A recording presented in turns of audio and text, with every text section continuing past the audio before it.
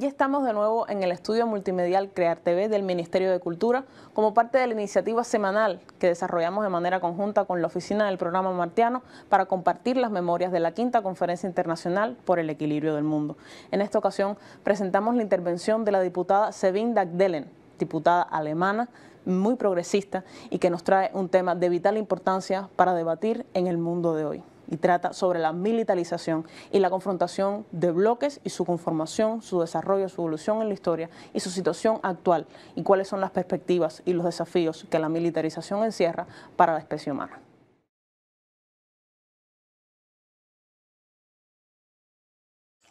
Es un honor estar acá hoy y que me hayan dado el privilegio de hablarles a ustedes como parte de este super programa, debo decir. Esta conferencia se esboza en los problemas fundamentales de nuestro momento, es decir, cómo podemos, en toda su diversidad, podemos llegar a una coexistencia equilibrada. En un contexto de guerra, la militarización y la escalada de la gran confrontación entre los bloques, que bien podría desembocar en una tercera guerra mundial, esta cuestión reviste una importancia existencial. Me dirijo a ustedes como diputada y política de la oposición de izquierda de un país que es parte beligerante en el conflicto de Ucrania. Alemania no solo participa en una guerra económica sin precedentes de Occidente contra Rusia, sino que también participa como en la guerra dirigida por Estados Unidos contra Rusia en suelo a través del suministro de armas pesadas, el entrenamiento de soldados ucranianos y brindar apoyo a sus servicios de inteligencia. Debido a la enorme presión de Estados Unidos, hoy el gobierno alemán, el canciller Olaf Scholz, ha decidido enviar tanques de combate tipo Leopard a Ucrania. Se trata de una escalada extremadamente peligrosa que allana el camino para enviar a Alemania directamente a la línea de fuego.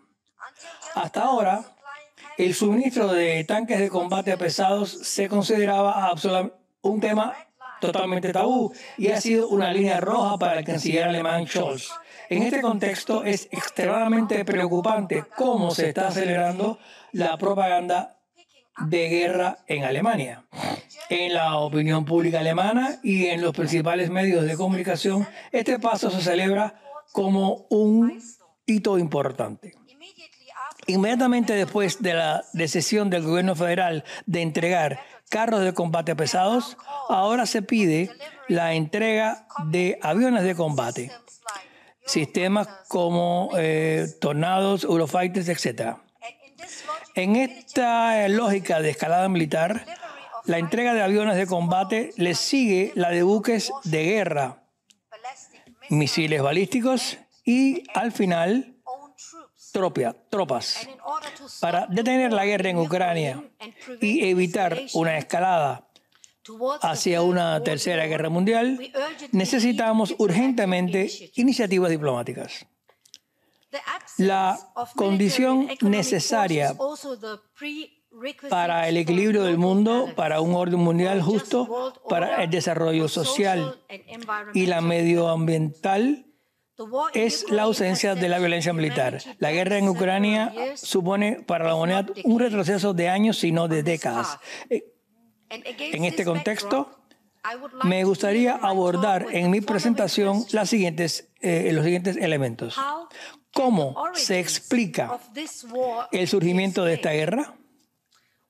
¿Cuáles son sus efectos en el mundo, en especial en los países del sur global, que no participan en la guerra, pero que se ven afectados de manera significativa por sus consecuencias?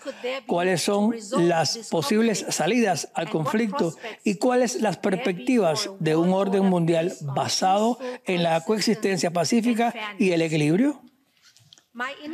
Mi tesis inicial consta de 3 partes. En primer lugar, la guerra por delegación en Ucrania refleja el intento de parte de Estados Unidos de mantener su supremacía global sin restricciones en una era unipolar que está llegando a su fin. Un elemento fundamental de esta estrategia es el esfuerzo de Estados Unidos desde el final de la Guerra Fría para impedir un orden de seguridad común en Europa que incluya a Rusia. La orden de seguridad común en Europa, que ha surgido como consecuencia, es también el resultado de la incapacidad de Europa y de la Unión Europea para deshacerse de su relación de dependencia con Estados Unidos, asentada a su vez en el dominio político de una burguesía compradora, y llevar a cabo una política soberana orientada hacia los intereses de su propio pueblo que tenga por objetivo la paz, la estabilidad y la prosperidad. En segundo lugar, la guerra contra Rusia, que sobre todo también se libra a nivel económico, es igualmente un ataque hacia el interior de la sociedad. Esta demencial guerra económica equivale para Europa a una amputación autoinfligida de la propia economía y además promueve un desplazamiento de equilibrio de poder dentro de la alianza occidental en favor de los Estados Unidos. La militarización sin precedente en el contexto de la movilización contra Rusia también se ve acompañado por una redistribución masiva de riqueza de abajo hacia arriba dentro de los países de la OTAN. Mientras las personas de ingresos bajos no saben cómo pagar los exorbitantes costos de la energía y los alimentos, las empresas energéticas obtienen beneficios adicionales por miles de millones. En tercer lugar, Occidente toma a los países del sur global como rehenes de su conflicto hegemónico con Rusia y se afianza así que además el aumento de los precios de los alimentos y la energía, la propagación del hambre, la pobreza, así como la inhibición del desarrollo económico en las regiones de por sí ya vulnerables en el mundo, son algunos de los graves daños colaterales. Un contexto dominado por las consecuencias mundiales de la guerra y por la pérdida de credibilidad del orden internacionalmente basado en reglas promovido por Occidente, permite explicar la negativa de que muchos países de África, América Latina y Asia a inclinarse por una de las partes involucradas en la guerra de Ucrania. Los descarados intentos del Occidente por poner a estos países de su lado en la confrontación con Rusia hablan solo de arrogancias neocoloniales. El fracasado intento de convertir a Rusia en un Estado paria pone de manifiesto los límites del proyecto hegemónico de Occidente en un mundo cada vez más multipolar. Antes de que pueda hablarse de posibles soluciones al conflicto, se hace ineludible echar un vistazo a su génesis. Quiero dejar claro que el ataque de Rusia a Ucrania es una guerra contraria al derecho internacional, que no puede justificarse ni por las violaciones del derecho internacional cometidas por Occidente, ni por el cumplimiento de las promesas de la OTAN tras el final de la Guerra Fría, en el sentido de no extender sus fronteras hacia Rusia. Sin embargo, la guerra en Ucrania tiene una historia previa que vale la pena observar. La guerra de Ucrania es la consecuencia directa de la expansión de la OTAN hacia el este, tras el final de la Guerra Fría. En lugar de construir en Europa una casa común tras el final del enfrentamiento del bloque de la Guerra Fría, inspirándose en el espíritu de la Carta de París de 1990, la Carta de París, el Occidente ha acorralado sistemáticamente a Rusia, animado por la arrogancia de creer en la propia superioridad de la economía capitalista de mercado y en el fin de la historia proclamado por Francis Fukuyama. Estados Unidos hizo todo lo posible por degradar a Rusia como perdedor de la Guerra Fría. El acercamiento de la OTAN a la frontera rusa representa asimismo una vulneración de los intereses de seguridad que Rusia ha calificado de existenciales. De un modo inequívoco, se señaló que la adhesión de Ucrania y Georgia a la OTAN se presentaba como una línea roja. Actuando poco menos que como vasallos dóciles de Estados Unidos, los estados de la Unión Europea no lograron encontrar una solución diplomática para evitar una escalada militar del conflicto ucraniano. Esto incluye la reciente confesión de la ex canciller alemana Angela Merkel y del expresidente francés François Hollande, que admitieron que Occidente nunca tuvo interés alguno en cumplir los objetivos de los acuerdos de Minsk referidos al desarrollo internacional, sino que simplemente se trató de ganar tiempo para posibilitar el rearme de Ucrania. Incluso después del 24 de febrero de 2022, cuando comenzó el ataque ruso, el Occidente torpedeó una solución pacífica a la guerra de Ucrania. Al final y al cabo, a finales de marzo del 2022, Rusia y Ucrania ya habían iniciado negociaciones prometedoras en el marco de la mediación turca en Estambul.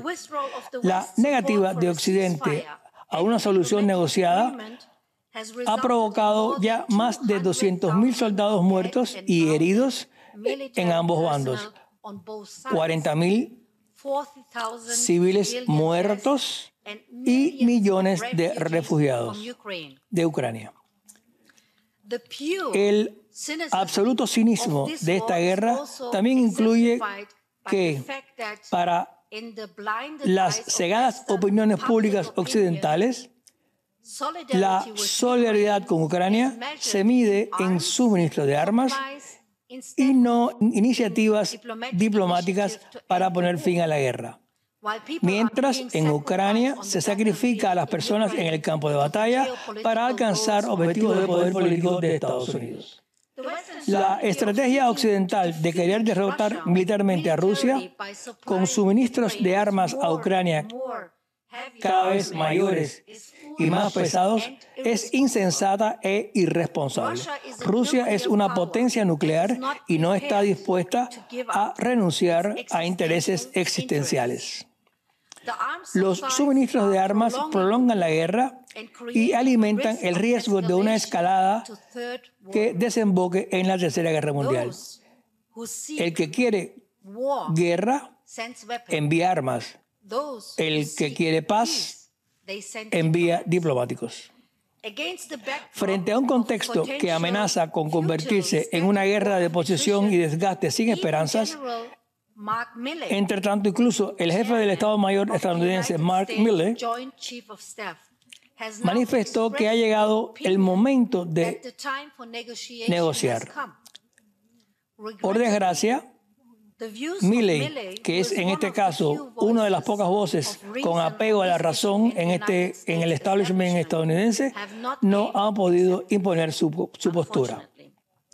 Desgraciadamente, la guerra por delegación de la OTAN en Ucrania está flanqueada por sanciones económicas sin precedentes, mientras que el objetivo proclamado por Occidente de llevar a Rusia a la ruina fracasa de manera evidente o ni siquiera se logró afectar la capacidad de Rusia para hacer la guerra económica está teniendo un efecto boomerang, sobre todo en Europa y en Alemania. Los trabajadores de Alemania sufren la mayor pérdida del salario real en la historia de la República Federal.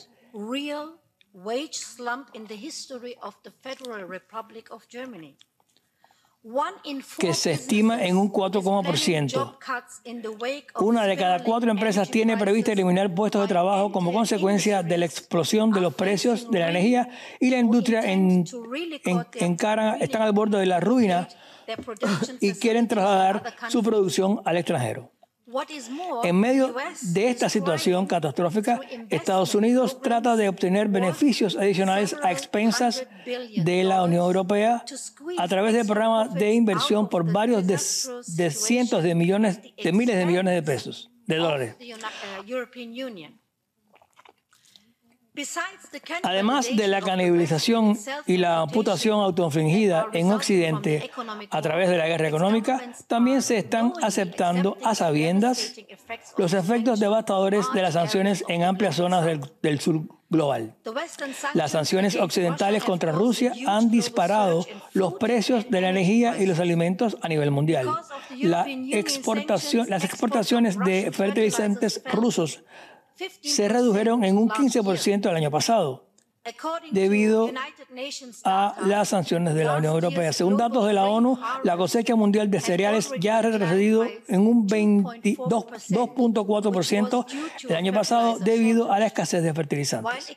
Mientras Occidente acusa a Rusia de usar el hambre como arma, Occidente sigue torpedeando el levantamiento de las restricciones a la exportación de alimentos y fertilizantes afectados por las sanciones, tal y como se le había prometido Rusia en el curso del acuerdo sobre cereales de la ONU, aceptando que millones de personas mueren de hambre en el sur global.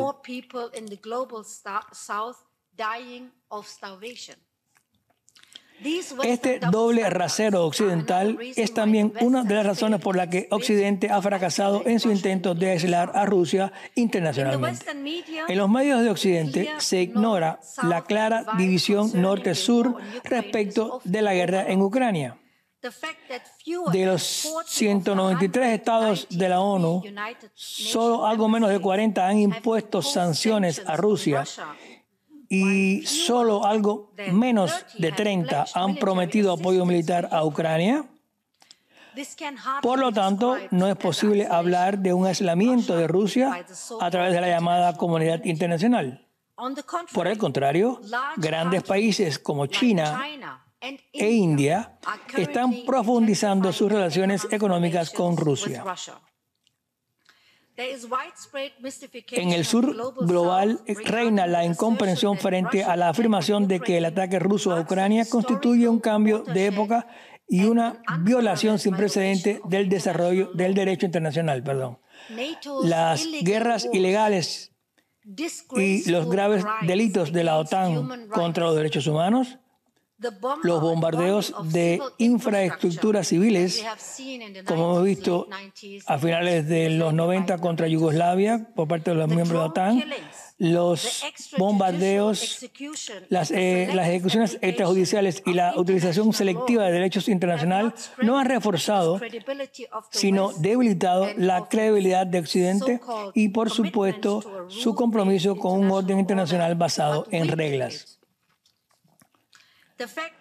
El hecho de que los representantes de los países del sur global señalan con razón las muchas otras guerras y conflictos que reciben mucho menos atención.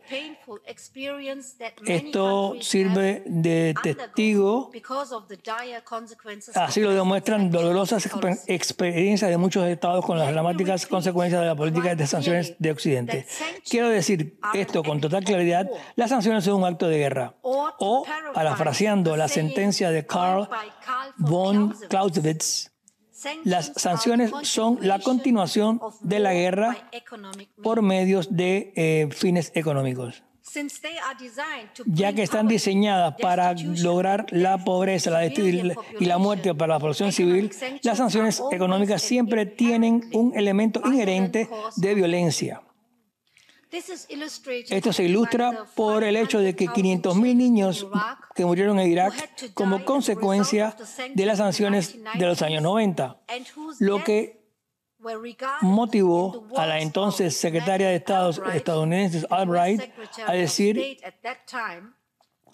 que el precio, y citamos, el precio valió la pena. Fin de cita. Durante decenios, esto es lo mismo de Albright, lo que dijo el Occidente utiliza las sanciones y los bloqueos económicos, además de la inversión militar, para provocar cambios de régimen y someter a los países que utilizan su soberanía democrática para un desarrollo independiente más allá de la explotación neocolonial. El inhumano bloqueo estadounidense a Cuba, que viola el derecho internacional por parte de Estados Unidos, lleva ya más de 60 años, causando daños anuales por miles de millones de dólares. Me gustaría recordar a las 40.000 personas en Venezuela que, según un estudio del Centro de Investigación en Economía y Política, CIPER, con sede en Washington, perdieron la vida como resultado de las sanciones entre 2017 y 2019. Las reacciones de autoafirmación ante la fracasada estrategia aislacionista de Occidente son también reflejos de los cambios tectónicos en la estructura del poder mundial. El declive relativo de Occidente y de su primera potencia, Estados Unidos, va acompañada por el rápido desarrollo económico de las potencias emergentes, en primer lugar China. En lo que respecta a la dominación neocolonial de amplias zonas del sur global, estos avances son, por tanto, una espina clavada en el costado de Occidente. No sin razón, el presidente estadounidense Biden ha declarado a China como su principal enemigo. Y en la cumbre de la OTAN, celebrada en Madrid en junio del año pasado, en 2022, por primera vez se señaló a China de manera explícita como desafío sistémico.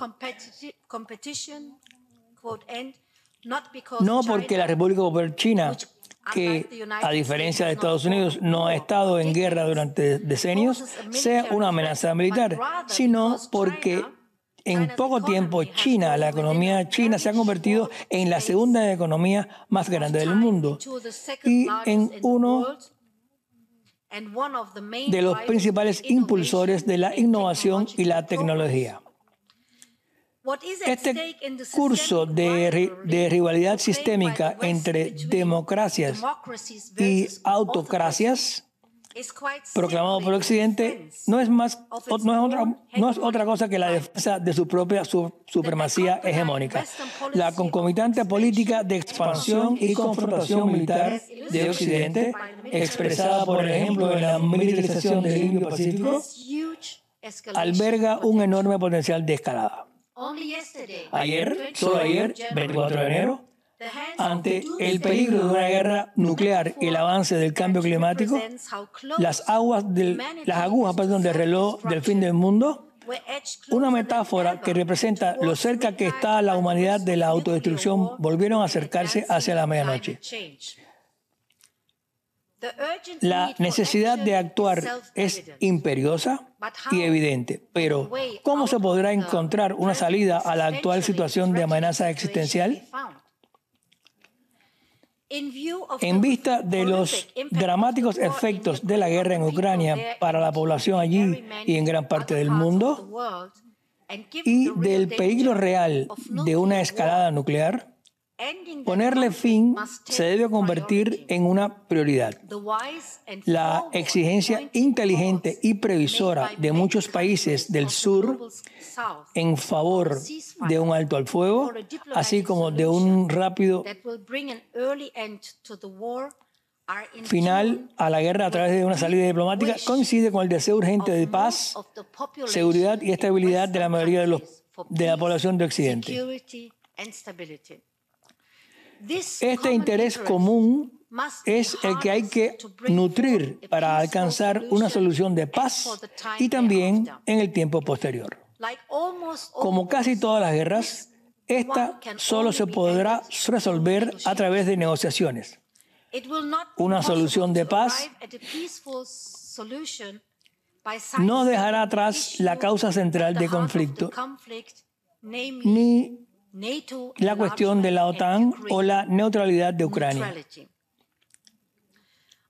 Exigencias poco realistas como el restablecimiento pleno de la integridad territorial de Ucrania, incluida Crimea, ya a priori hacen imposible alcanzar una solución de compromiso.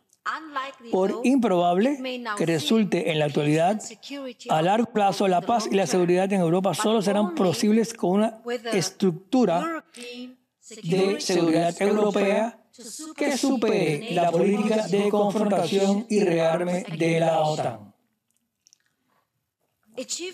La condición previa para que esto ocurra es que Europa se libere de la dominación de los Estados Unidos y siga una política exterior y de seguridad independiente y soberana. Esto incluye evitar que se intensifique el enfrentamiento de bloques entre Occidente y China y dejar de involucrarse en la guerra económica y evitar las dramáticas consecuencias de un desarrollo descoplamiento que afectaría a la mayoría de la población.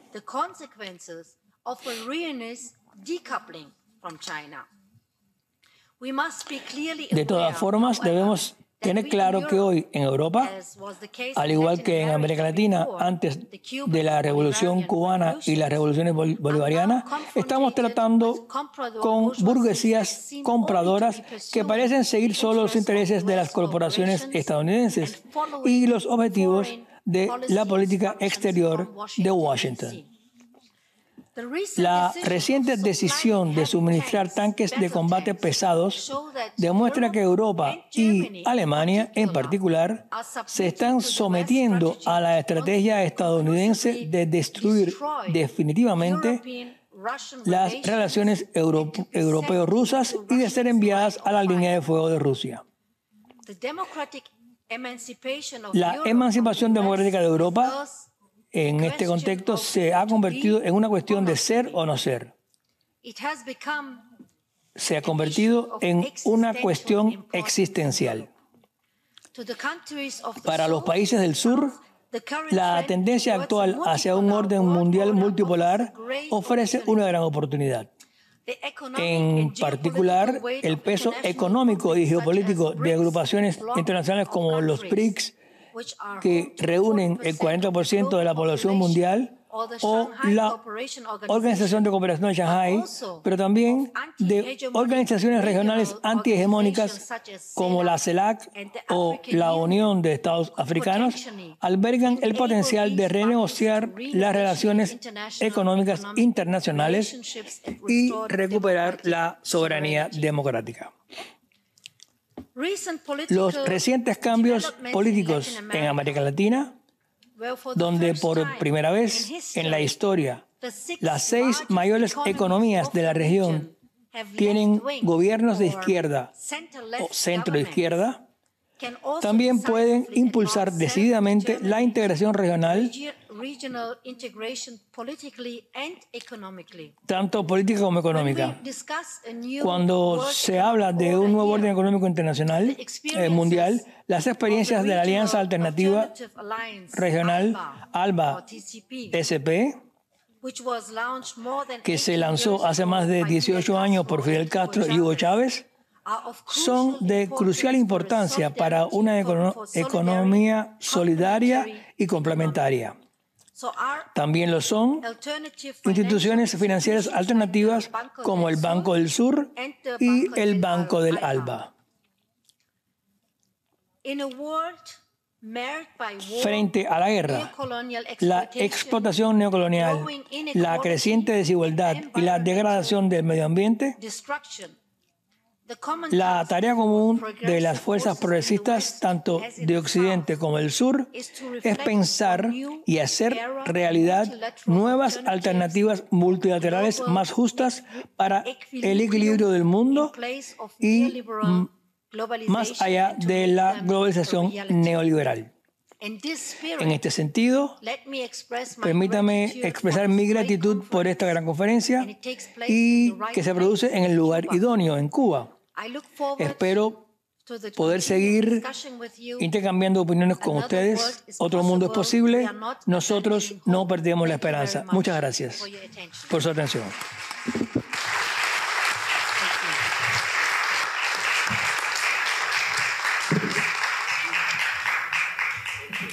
No, en primer lugar agradecer y felicitar profundamente a SEBIN por esta ponencia.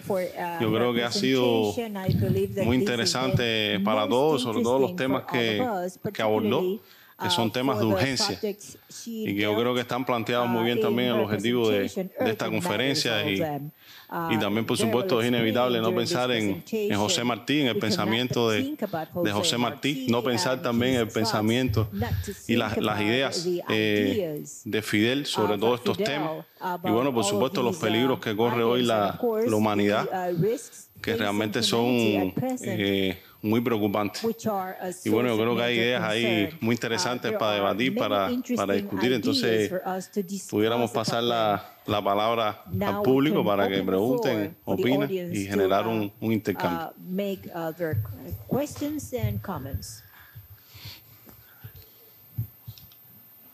¿Quién se anima? Por allá. Daphne, thank you for your brilliant. Muchísimas gracias por tan brillante exposición. Tengo algunos comentarios. Quiero también preguntar, yo soy Matías. Mi nombre es... Sí, mi nombre es Matías, me estoy presentando ahora. Yo soy Matías Pirsch, soy de Angola, en África. Si vemos la historia, podemos ver que durante la Segunda Guerra Mundial Alemania fue derrotada y después Alemania adoptó una posición neutral. Por este motivo, se convirtió en una economía poderosa dentro de Europa. Pero ahora vemos que Estados Unidos está forzando a la Unión Europea, a los países de la Unión Europea, Alemania, a ir a la guerra para convertirse en poderes económicos de menor valía y que Estados Unidos pueda prevalecer, pueda establecer ese estatus de potencia. Mi pregunta en realidad, ¿qué beneficios estamos teniendo de este conflicto con Ucrania?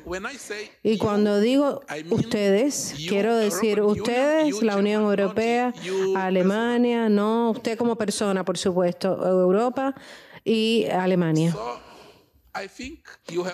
Pienso que hay que hacer un análisis sobre ese punto, dado que en el medio de todo este conflicto, el Reino Unido estuvo al frente, pero ahora podemos ver que la señora Úrsula, que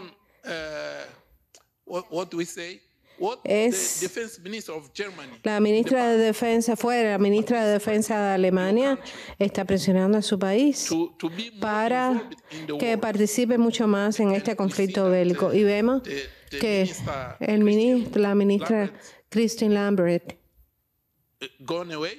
se ha apartado y ahora han decidido enviar los tanques leopardos a Ucrania, pero Estados Unidos está rechazando la idea de enviar sus participaciones en este conflicto. De modo que ustedes cuentan con una economía de cooperación, o sea, con una cooperación económica estrecha con Rusia en cuanto al suministro de energía y combustible. Por eso estoy preguntando precisamente, concretamente, los beneficios que Alemania pudiese obtener en este conflicto. Muchas gracias. ¿Alguna otra pregunta? Any other question? Hola, buenas tardes. Mi nombre es Carlos Ernesto Romero Robledo. Mi pregunta va acerca de cuál es la perspectiva que se ha generado en Europa sobre el cambio en las relaciones de fuerza que modifican la estructura de poder internacional que, en base a la guerra de Ucrania, se ha venido haciendo explícito que el poder mundial norteamericano ha venido disminuyendo y han surgido nuevos actores estatales internacionales que están proponiendo nuevos modelos políticos. Entonces, ¿cuál es la perspectiva que hay en Alemania acerca de esta modificación de las relaciones de fuerza internacionales? Hay una posibilidad para que al interior de Europa se desprenda una relación de fuerzas estatales diferentes a la marcada por la OTAN y por los norteamericanos. Sí, gracias. ¿Tomamos alguna más? Por acá. Matt Robson, from New Zealand. Matt Robson, de Nueva Zelanda. Tengo una pregunta muy importante para Alemania. So we've had two world wars, Hemos tenido dos guerras mundiales con la participación de varios países europeos. Esta mañana el señor hizo una presentación sobre la función, el papel que jugó Alemania contra la guerra en Vietnam, la guerra estadounidense en Vietnam. Ahora existe una estrategia azul por parte de Alemania con una asociación de miembros no cooperantes, de modo que puede enviar cualquiera de sus participaciones a Ucrania. Ahora nosotros esperamos que en un país que ha tenido una historia de esa naturaleza de destrucción en el mundo, pues tienda más a una posibilidad de abolir la existencia de la OTAN. En Nueva Zelanda nosotros sabemos qué cosa es Europa. O sea, si pudieran ustedes comportar de ese momento, de esa forma, pues pudiera ser de mucha ayuda para el resto de los países también. Una más. ¿Se escucha? Sí.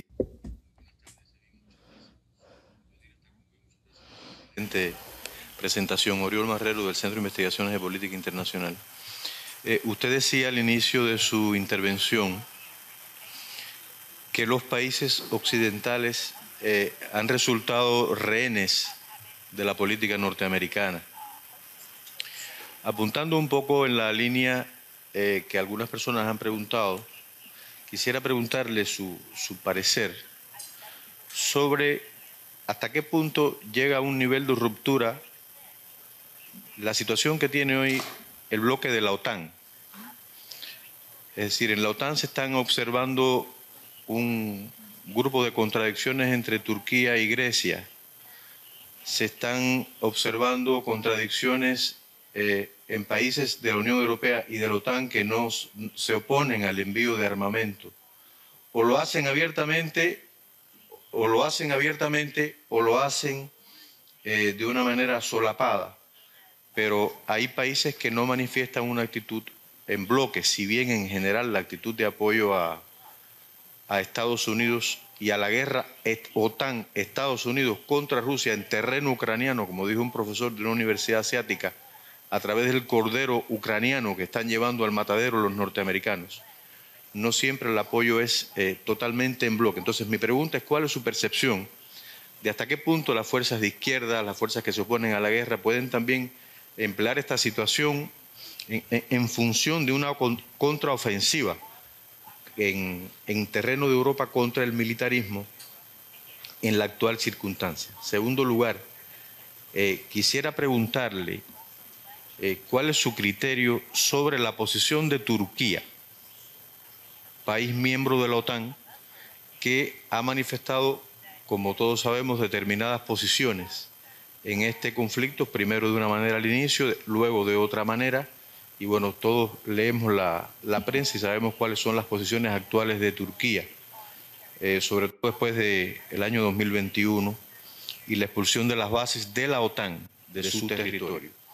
Y en último lugar y en tercer lugar, usted dio una cifra de 200.000 militares muertos y de 40.000 civiles, si yo anoté bien. Quisiera rogarle, porque es decir, interesante estos datos, Úrsula recientemente habló de 100.000 muertes y rápidamente quitaron la información del Twitter, la desaparecieron. el dato sobre la cantidad de fallecidos en combate. Si pudiera, por favor, ampliar un poquito sobre este aspecto. Muchísimas gracias. Creo que ahí tenemos bastantes preguntas para responder y tenemos que aprovechar el tiempo también para escuchar las respuestas de SEBIN. Así que, adelante. Gracias. Maybe first, Quizás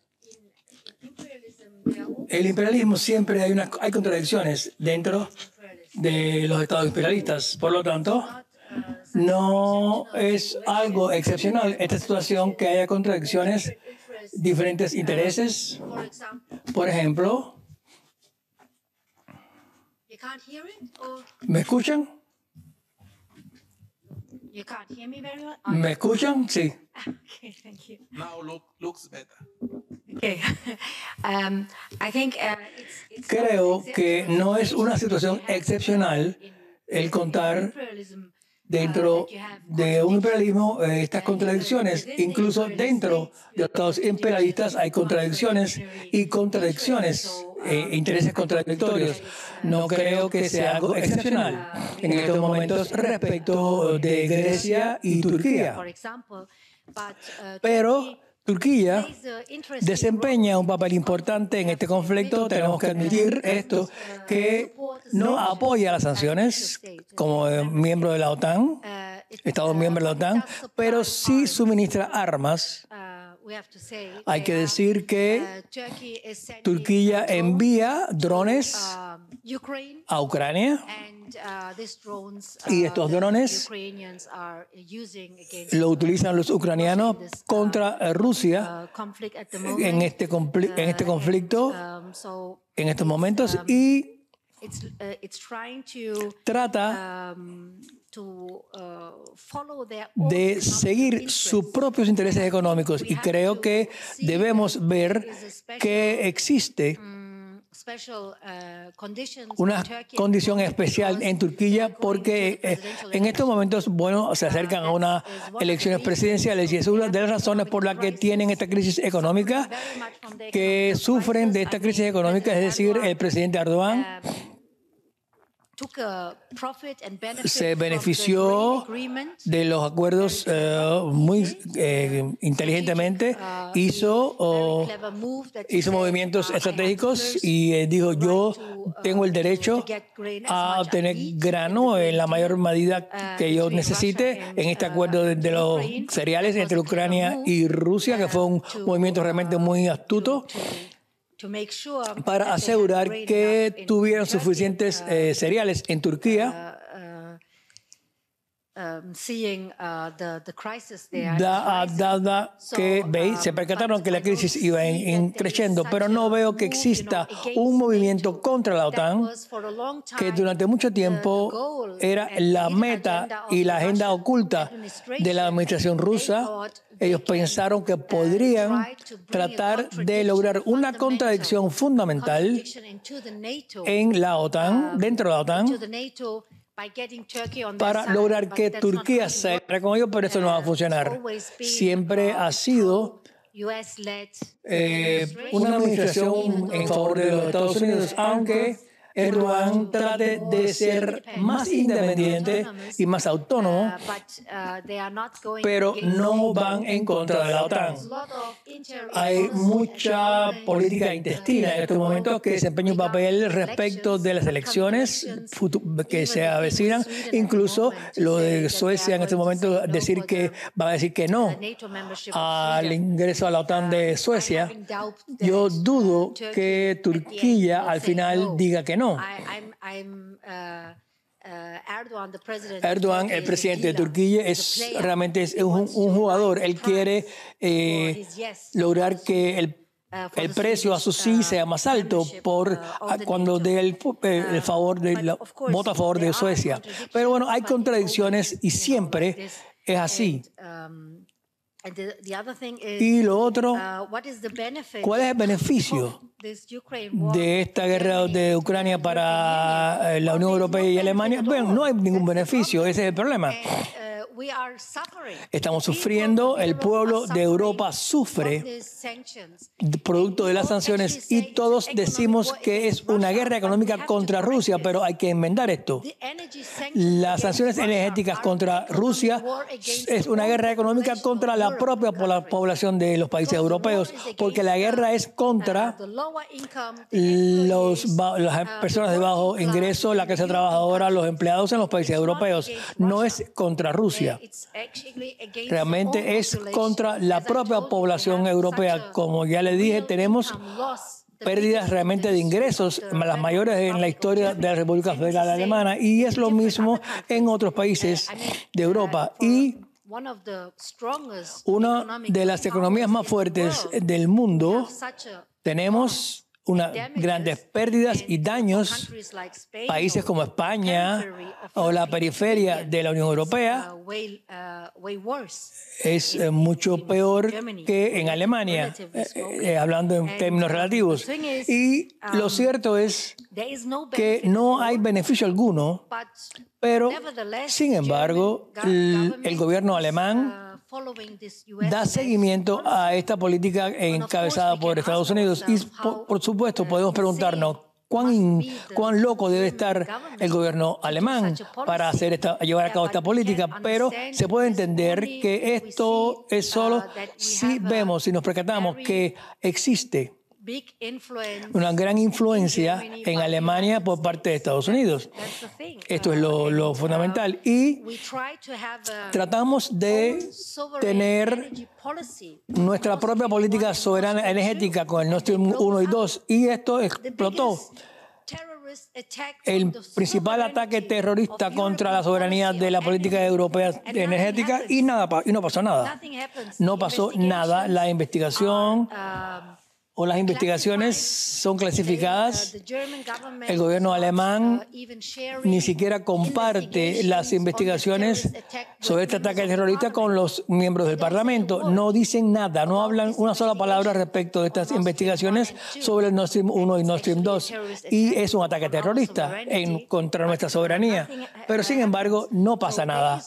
Entonces, no hay beneficio alguno. Estamos perdiendo nuestra economía, estamos perdiendo nuestra potencia, nuestra fuerza política. Y no solamente esto, sino que quizás perdamos nuestro futuro debido a el alto riesgo de la escalada y la extensión de esta guerra de Ucrania hacia una guerra del tercer mundo o hacia una tercera guerra mundial. Y si esto no llega a ser una tercera guerra mundial a escala mundial, sí puede extenderse a una guerra nuclear en Europa, en el continente europeo. Y siempre digo que la administración estadounidense se ven seguros porque están a 800 kilómetros, a 8.000 kilómetros del continente europeo si esta guerra se desata. Y también están a salvo de la reacción de la administración rusa de enviar tanques de combate, sistemas de aviación, en fin, escalar la guerra debido a que Estados Unidos tiene la estrategia de impulsar a Alemania para que asuma la línea frontal de esta lucha y que sea el blanco de Rusia, porque siempre Brzezinski y el resto de los demás desde la élite en Estados Unidos siempre querían destruir a Rusia en la relación ruso-alemana y ahora están teniendo éxito en esto. Por lo tanto, no tenemos ninguna relación energética con Estados Unidos. Estamos obteniendo... Es decir, usted preguntó de Angola, ¿cuál es el beneficio que recibe? No tenemos ningún beneficio. El único que se ha beneficiado de este conflicto es la industria militar estadounidense y la industria de fracking en Estados Unidos. Ellos están obteniendo los principales beneficios y, por supuesto, en una forma geopolítica, ellos están eliminando a los competidores, digamos, la Unión Europea en la economía, es decir, se deshacen de esto y ellos son los que se benefician. Y también se pregunta acerca de las perspectivas y la esperanza. que yo debo ser muy honesta. En estos momentos hay mucho, el riesgo es gigantesco, hay mucho en juego, porque creo que es una decisión errónea, muy histórica de parte del gobierno alemán de enviar tanques de combate. Ahora, hoy es el 25 de enero, y el 31 de enero tenemos el 80 aniversario de la batalla de Stalingrado, donde millones de rusos murieron. Se habla de la Guerra I, de la Primera Guerra Mundial, la Segunda Mundial. 27 millones de ciudadanos de la Unión Soviética perdieron su vida y cada familia de Rusia tuvo lamentable pérdida de alguien en la batalla de Stalingrado. Y ahora estamos enviando nuevamente tanques alemanes contra Rusia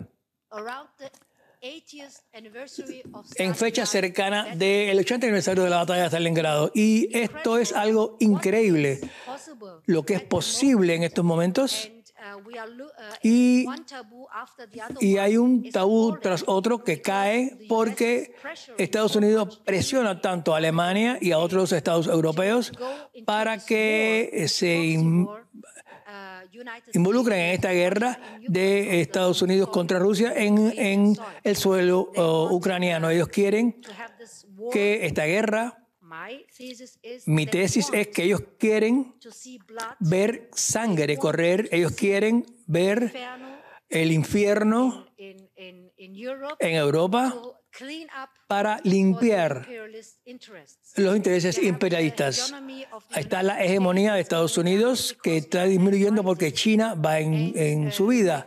Y creo que, igual que dijo Emmanuel, el filósofo francés, que ya tenemos la Tercera Guerra Mundial. Ya es algo que que ha comenzado. Y tenemos que hacer todo lo posible para detener la guerra antes de que escale más la guerra económica. La Tercera Guerra Mundial económica ya es algo que está en proceso y ya está actuando. Y por lo tanto creo que se necesita en una política europea como la Revolución Bolivariana en América Latina, una política de emancipación de los intereses de las grandes corporaciones estadounidenses. Esto es lo que necesitamos y mi esperanza es que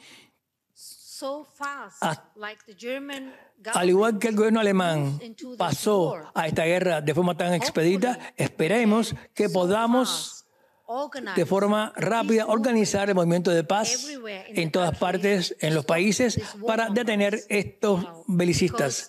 Porque el futuro de la civilización humana, por lo menos en Europa, en el continente europeo, está en juego en estos momentos. Y como yo dije, no estamos abandonando la esperanza.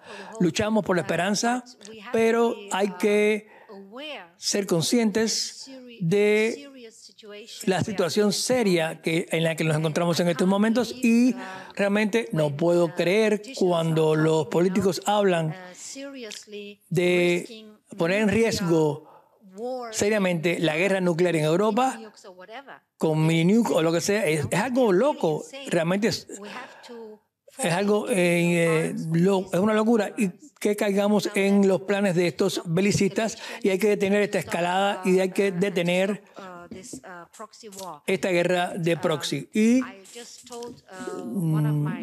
dije a un amigo, un compañero de España, que nosotros como personas de izquierda hemos fallado después de 2014 de ver que Estados Unidos está utilizando a Ucrania como un frente de lucha contra Rusia. Realmente no nos percatamos de esto en el 2014 y actuar de forma diáfana y así actuar rápidamente, pero no debemos fallar ahora. Hay que actuar ahora. Por eso yo agradezco esta conferencia para compartir esto con ustedes. Espero que haya respondido todas sus preguntas. Gracias.